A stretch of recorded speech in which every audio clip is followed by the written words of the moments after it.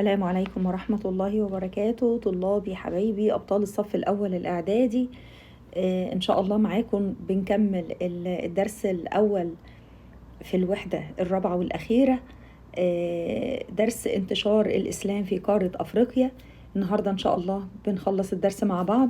هناخد الجزء الثاني من الدرس بعنوان الفتوحات الإسلامية في قارة أفريقيا. بدأت الفتوحات الإسلامية يا ولاد في قارة أفريقيا منذ عهد الخلفاء الراشدين، وتحديدا في عهد الخليفة عمر بن الخطاب رضي الله عنه، عندما توجه عمرو بن العاص بجيش المسلمين متجها لفتح مصر. ازاي الكلام ده؟ عن طريق الدخول إلى مصر وفتح مصر. ودي طبعا زي ما انتم شايفين الأسهم اللي بالأحمر دي، ده خط هنا بداية خط أو دخول الجيش الإسلامي من العريش ثم الفرمة ثم حصن بابليون حتى فتح الإسكندرية. وهنا تم فتح مصر، وانتشر الإسلام عن طريق أو دخل الإسلام إلى شمال أفريقيا عن طريق فتح مصر. يبقى من بعد فتح مصر انتشر الإسلام في شمال أفريقيا. فكانت المحطة الأولى هي فتح مصر. طيب المحطة الثانية هي فتح بركة دي في ليبيا حاليا. وبعد ما استقر الأمر لعمرو بن العاص في مصر، بدأ يكمل الرحلة بتاعته، يتجه بالجيش بتاعه إلى فتح بركة في اتجاه الغرب زي ما انتم شايفين. طيب بما تفسر هو ليه أصلا اتجه إلى فتح بركة؟ أقول لكم سببين: تأمين الحدود المصرية، لأن مصر يا ولاد كانت مش مجرد بس ولاية زي أي ولاية رومانية، لأن مصر كانت خاضعة في الوقت ده لحكم الروم. حكموا مصر فترة سيئة جدا عانى منها الشعب المصري من الظلم، وكانت مصر بالنسبة لهم مخزن القمح والغذاء اللي بياخدوه لشعب روما. فكانت هي مش مجرد ولاية عادية، دي كانت ولاية مهمة جدا. علشان كده كانوا عارفين، أو كان عمرو بن العاص كان مدرك إن الروم مش هتترك حكم مصر أو هتترك ولاية مصر بسهولة. فكان لازم يأمن الحدود المصرية يا ولاد من ناحية الغرب. علشان كده كمل واتجه إلى فتح بركة اللي هي المحطة الثانية. يبقى سببين بما تفسر اتجاه أو قيام عمرو بن العاص بفتح بركة. أقول له لتأمين الحدود المصرية ونشر الإسلام. ثم بعد فتح بركة فتحت سريعا، وأهل بركة رحبوا بالإسلام زي ما رحب أهل مصر بالظبط. تمام؟ ليه؟ لأن زي ما احنا قلنا كلاهما كان واقع تحت حكم الروم، وكانوا يعانون من مساوئ حكم الروم لهم. دي المحطة الثانية. المحطة الثالثة كانت فين؟ المحطة الثالثة كانت في طرابلس. في طرابلس. وهنا استكملت أو الجيش الإسلامي كمل برضو بقيادة عمرو بن العاص واتجه إلى المحطة رقم 3 اللي هي طرابلس. طيب ليه؟ يعني احنا عرفنا فتح بركة كان لتأمين الحدود المصرية ونشر الإسلام. أمال فتح طرابلس كان ليه؟ أقول لكم يا أولاد لأهم سببين برضو. السبب الأول هو أهميتها على الشاطئ الشمالي الأفريقي أو الشاطئ الأفريقي هنا. رقم 2 إن لما تفتح طرابلس كده بنعمل إحكام للسيطرة على شمال إفريقيا. يبقى سببين: أولهم أهميتها على الشاطئ الإفريقي، 2 إحكام السيطرة على شمال إفريقيا. كنا لازم نتكلم عن موقف عمرو بن العاص في ذكائه كقائد، كيف استطاع فتح طرابلس بمنتهى السهولة بالرغم إن هذه المدينة يا ولاد كانت مدينة حصينة. يعني إيه؟ يعني كانت مدينة مهمة جدا لدرجة إن الروم بنوا حواليها الأسوار والحصون لتأمينها من جميع الجهات. يعني عمرو بن العاص عارف إنها مدينة يعني محاطة بالأسوار من كل الجهات ما عدا جهة الشمال ناحية البحر. جه عمرو بن العاص وأقبل بقواته من ناحية الشرق زي ما انتم شايفين، الجيش الإسلامي كان متجه من ناحية الشرق.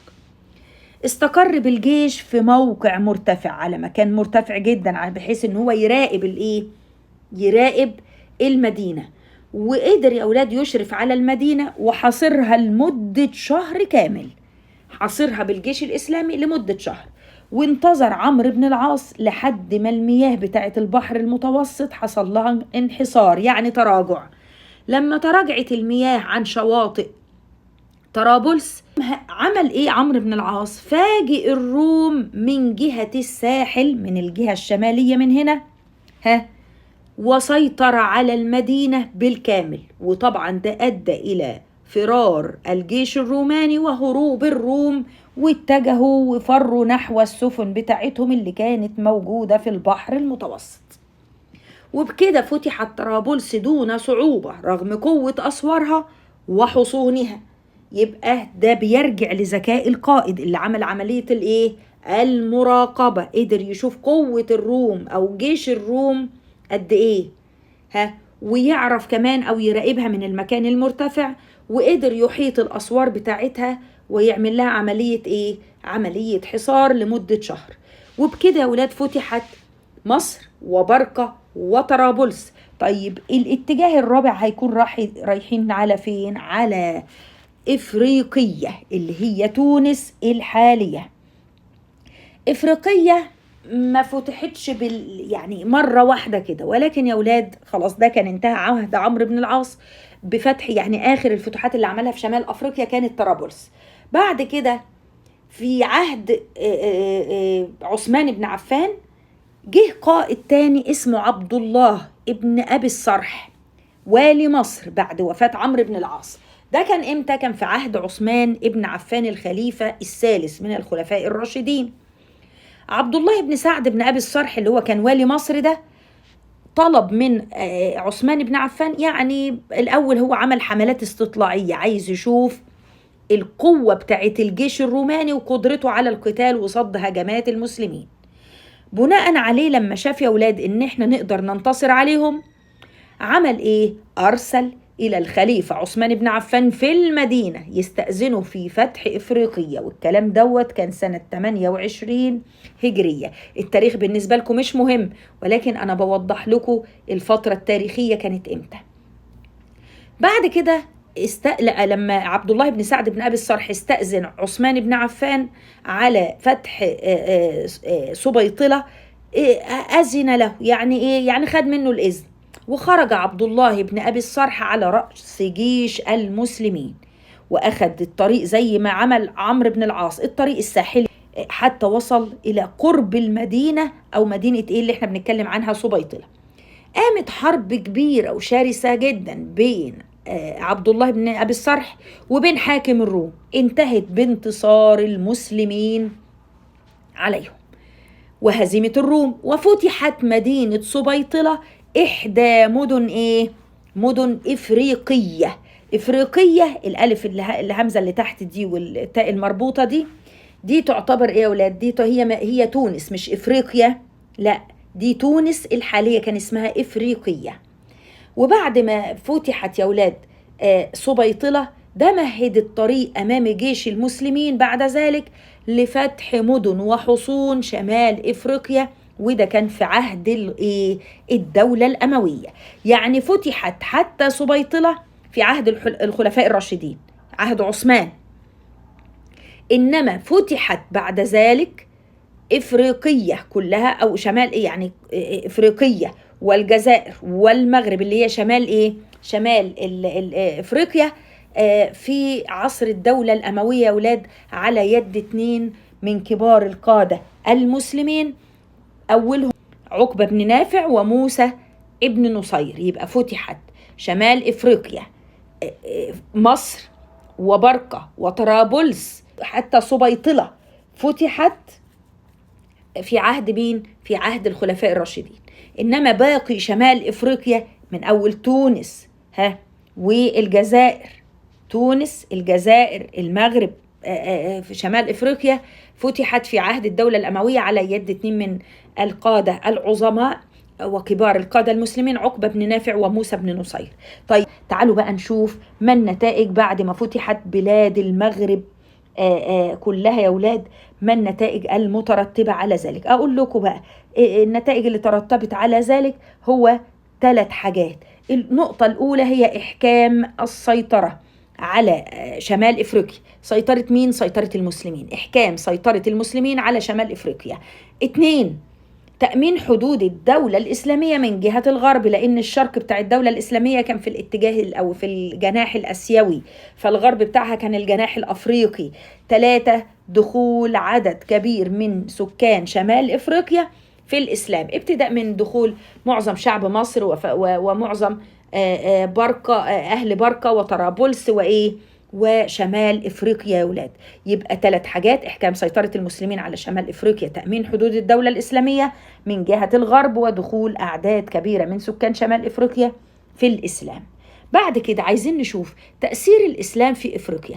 كيف أثر الإسلام في قارة أفريقيا؟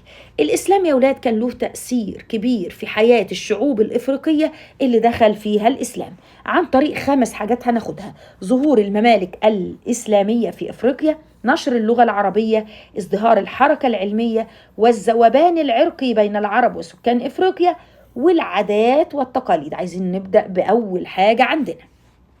رقم 1، ظهور الممالك الإسلامية في أفريقيا. طيب، القبائل يا ولاد الإفريقية، القبائل الإفريقية المسلمة اللي أسلمت أو اللي دخلت الإسلام، زائد المهاجرين العرب، زائد المهاجرين العرب اللي هم هاجروا من شبه الجزيرة العربية. يبقى أنا دلوقتي بتكلم على على القبائل. عايزة أقول لكم يعني كيف ظهرت الممالك، كيف ظهرت الممالك الإسلامية. أقول لكم مزيج من المهاجرين العرب اللي أتوا من شبه الجزيرة العربية مع مين؟ مع القبائل الإفريقية اللي دخلت الإسلام. دول عارفين حصل اختلاط ما بينهم، فكونوا يا ولاد مجموعات. المجموعات دي مع مرور الزمن كونت ممالك وسلطنات. السلطنات دي، السلطنات يا ولاد مفردها سلطنة، زي سلطنة عمان كده. يبقى تاني، القبائل الإفريقية التي دخلت الإسلام واعتنقت الإسلام مع المهاجرين العرب اللي أتوا من شبه الجزيرة كونوا مع مرور الزمن مجموعات. المجموعات دي عملت كونت ممالك وسلطنات إسلامية، تمام، في مناطق مختلفة في القارة. طب ادينا أمثلة مس أقول لكم أكمل. من الممالك الإسلامية التي تكونت بعد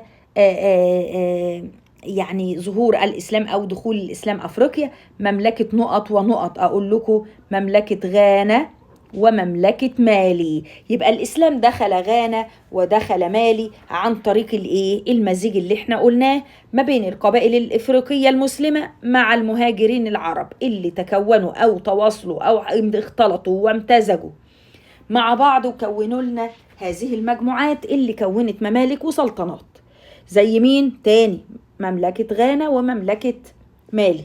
طيب، بعد ما انتشر الإسلام في حاجة يا ولاد. طيب، هنا قبل ما انقل على النقطة اللي بتاعت اللغة العربية، ما النتائج المترتبة على ظهور الممالك الإسلامية؟ يعني لو حطينا سؤال في الجزئية دي، تعالوا نمسح الجزء ده. ما النتائج المترتبة على ظهور الممالك الإسلامية في قارة أفريقيا؟ أقول لكم أدى ذلك أو ساعد ذلك في نشر الإسلام. بعد كده هنروح للتأثير الثاني وهو نشر اللغة العربية. انتشار الإسلام في أفريقيا أدى إلى انتشار اللغة العربية. ليه اللغة العربية دايما مرتبطة بالإسلام؟ أقول لكم لأن القرآن الكريم زي ما انتم عارفين يا حبايبي نزل بلغة، أو القرآن الكريم أو اللغة اللي نزل بها القرآن الكريم هي اللغة العربية، وده تشريف لكل العرب. فكان يعني احنا عشان نقرأ القرآن، أي حد يدخل الإسلام عشان يقرأ القرآن الكريم لازم يتعلم عربي. وكمان يا ولاد عشان يقيم الشعائر الإسلامية، زي عشان يعرف يصلي أو يقرأ الأحاديث ويقيم الصلاة والتفسير. كل الحاجات دي يمكن كانت كلها باللغة العربية، فعشان نفهمها لازم نتعلم عربي. لذلك ارتبط الإسلام أو انتشار الإسلام في أفريقيا بانتشار اللغة العربية.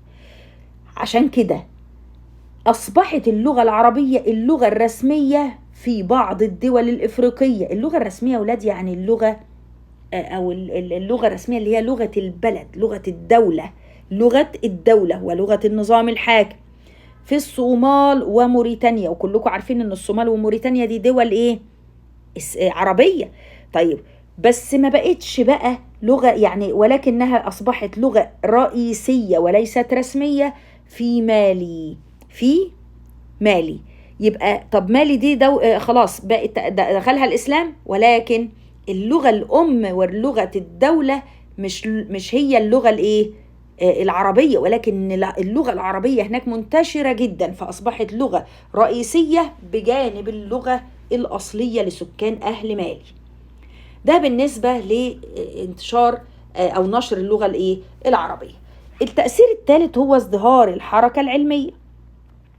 الحركة العلمية كيف يعني ماذا حدث فيها؟ هنجد ان امراء وملوك الممالك الاسلامية بقى خلاص زي مملكة غانا ومملكة مالي، هؤلاء الامراء والملوك حرصوا على اقامة دور العلم، يعني بدأوا يبنوا الايه المساجد ويبنوا دور العلم. طب هما بيعملوا كده ليه؟ اقول لكم يا اولاد، لان دور العلم والمساجد كانت لها دور تعليمي. كانت المساجد مش بس إقامة الصلاة، ولكن كانوا بيتعلموا فيها مبادئ الدين الإسلامي. عشان كده كانت دور العلم والمساجد ليها دور في نشر اللغة العربية والثقافة الإسلامية في المجتمع الإفريقي. وطبعا اللي كان الناس اللي كانت بتتعلم في هذه الدور اللي هي دور العلم والمساجد دول اتخرجوا يا أولاد، يعني نقدر نقول يعني علماء.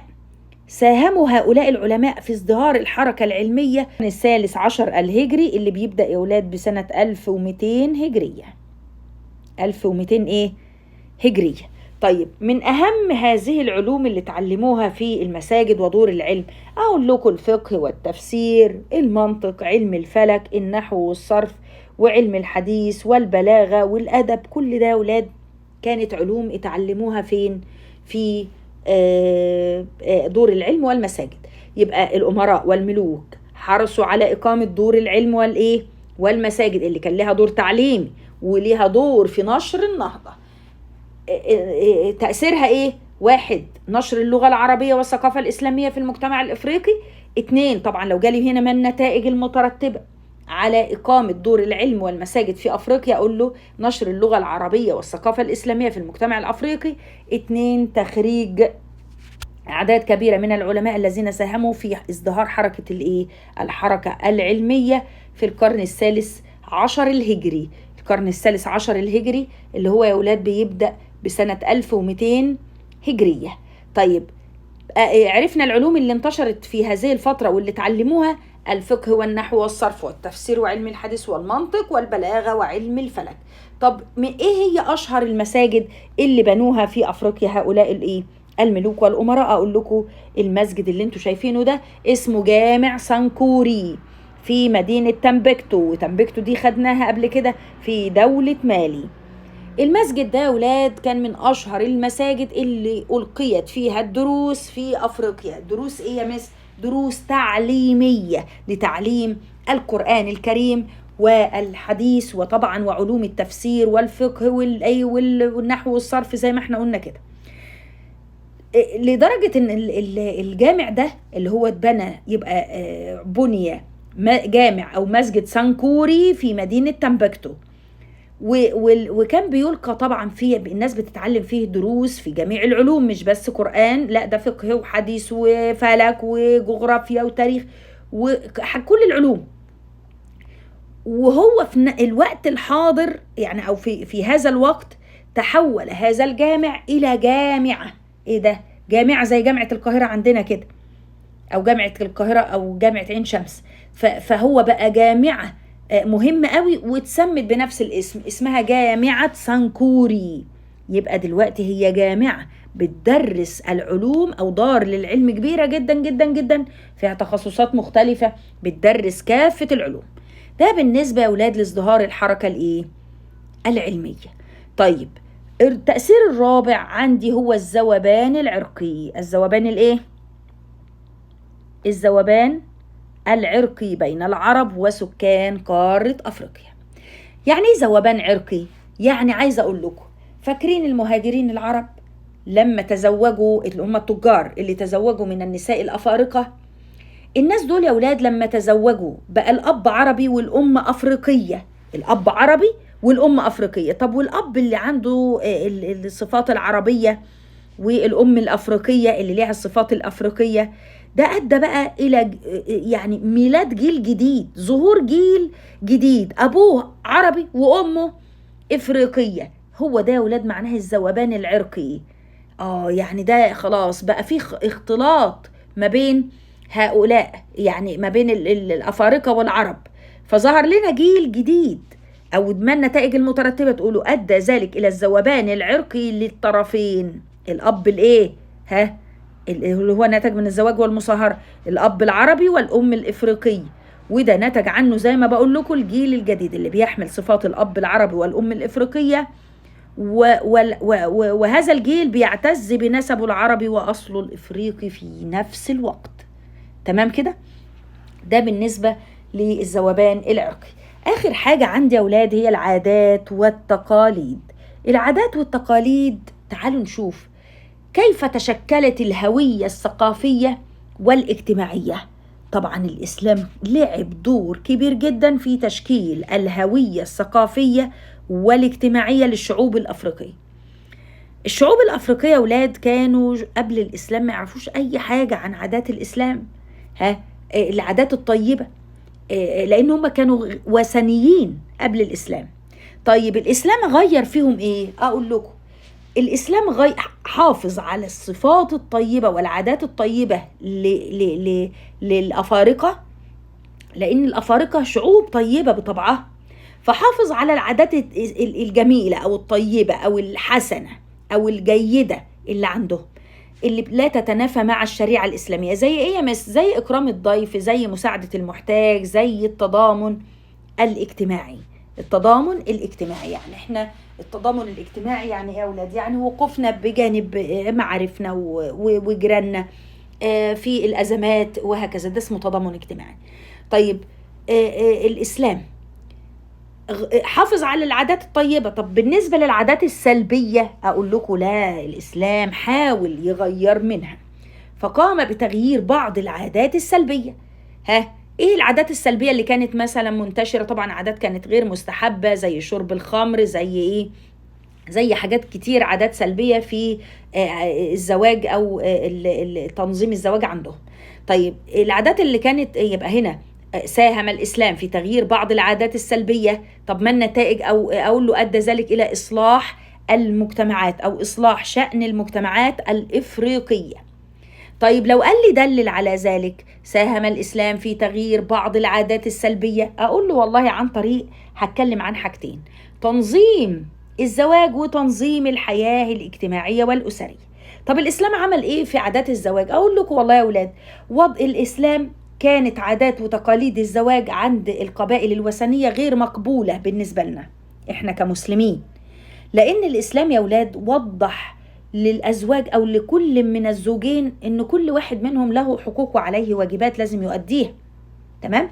يبقى وضح الحقوق والواجبات ونظم العلاقات ما بينهم، ومنح المرأة حرية اختيار الزوج. إنما كان في الوثنية ما كانش أصلا فيه اهتمام بالمرأة. وحدد كمان عدد الزوجات بالنسبة للرجل، يعني احنا لا تزيد عن 4، وده طبعا في حالات معينة. يبقى ده بالنسبة للتنظيم بتاع عادات الزواج أو تنظيم الزواج. يبقى كانت عادات الزواج عند الأفارقة غير مقبولة لأنها كانت عادات وثنية. إنما إيه الحاجات اللي احنا اللي ضاف لها أو أضافها الإسلام في عادات الزواج؟ توضيح حقوق الزوجين وواجباتهما، تنظيم العلاقة بينهما، منح المرأة حرية اختيار الزوج، حدد عدد أو تحديد عدد الزوجات بالنسبة للرجل. طب بالنسبة لتنظيم الحياة الاجتماعية والأسرية حصل إيه؟ أقول لكم انتشار الإسلام في أفريقيا أدى إلى بناء مجتمعات قوية ومترابطة. إيه القوي اللي فيها؟ أقول لكم يا أولاد الإسلام اهتم بالعلاقات الأسرية، فالمجتمعات عندنا مجتمعات قوية قائمة على إيه؟ على دعم الروابط ما بين الآباء والأبناء. والإسلام منح الأم الحق في حضانة الأطفال، يعني إن هي الأم تكون حاضنة حتى لو انفصلت عن زوجها أو لا قدر الله زوجها توفى، فهي بتكون هي الحاضنة، وخصوصا لما يكون لسه سنهم صغير، ده حق حضانة الأطفال. وأعطى الإسلام المرأة حق الميراث ومنع التفرقة العنصرية أو التفرقة العنصرية. يعني يا ولاد ما عندناش تمييز ما بين المسلمين بسبب الايه، بسبب اللون. احنا عندنا لا فرق بين عربي ولا أعجمي إلا بالتقوى والعمل الصالح. ما فيش عندنا تفرقة أو تمييز عنصري عشان لوننا أفضل الأبيض على الأسود، لا ما فيش الكلام ده. يبقى الإسلام أعطى المرأة حق الميراث ومنع التفرقة العنصرية. عرفنا يعني إيه التفرقة العنصرية؟ طيب الإسلام عمل إيه كمان؟ حرم شرب الخمر ودعا إلى العمل الخيري التعاوني، خاصة إن هو بيدعونا مثلا إلى إقامة دور لرعاية الأيتام ودور لرعاية الفقراء، وده بقى أدى إلى بناء أسر متماسكة ومجتمعات قوية. طب السؤال لو جه وقال لي دلل على صحة العبارة، كان من أو أدى انتشار الإسلام في أفريقيا إلى بناء مجتمعات قوية، دلل على صحة العبارة. أقول له حيث اهتم بالعلاقات الأسرية والروابط بين الآباء والأبناء. منح الإسلام الأم الحق في حضانة الأطفال، أعطى الإسلام المرأة حق الميراث ومنع التفرقة العنصرية، وحرم شرب الخمر ودعا إلى العمل الخيري والتعاوني زي إقامة دور الأيتام ودور الفقراء. يا رب تكونوا استفدتوا من الشرح الحصة. لو وصلتوا معايا لهنا ما تنسوش اللايك الجميل بتاعكم والسبسكرايب في القناة. ما تنسوش حبايبي تدعمونا، وأحب أشكركم. وإن شاء الله كده هيبقى بقى لنا درس واحد وهو الدرس الأخير في المنهج. إن شاء الله أشوفكم الحصة اللي جاية على خير. شكرا والسلام عليكم ورحمة الله وبركاته.